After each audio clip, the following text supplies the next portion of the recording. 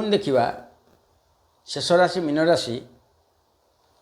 1/6/2026 सोमवार रात्र 1:48 समय बृहस्पति महाग्रह पुनर्वसु कर्कट राशि को संचार करुँच 31/10/2026 से रे मीन राशि 25/12/26/12/27 पृथ्वी जिते रही भाई भाई मैंने समितिकर कौन हम ना कौन फल मुझे कौच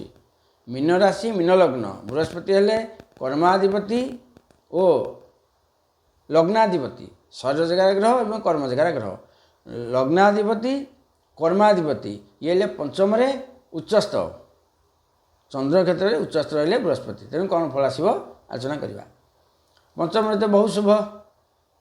लोक कहते जे पंचम बृहस्पति सब हो ना सब हो पारे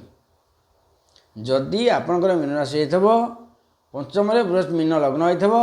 जन्म जातक पंचम बृहस्पति कर्कट अच्छा आपण विशिष्ट ज्ञानी लोक ये जो 4 मास रे पंचम कौन ज्ञान करेंगे जी आवश्यक से करेंगे ये खुशी हवा आवश्यक नहीं किंतु तथापि किसी आसब पाई शुभ जो पुओटे लग्न राशि से पाठ पढ़े शुभ दृष्टि भल देखा पंचम दृष्टि नवम स्थान मंगल क्षेत्र विचार राशि को भाग्य उत्तम हेब धर्म काम करेंगे कर्म उन्नति हम पितृसुख प्राप्ति हम जश सुदूर प्रसारित हम सुनिश्चित सप्तम दृष्टि शनि क्षेत्र मकर राशि 11 स्थान को कौन हम ना आयर उन्नत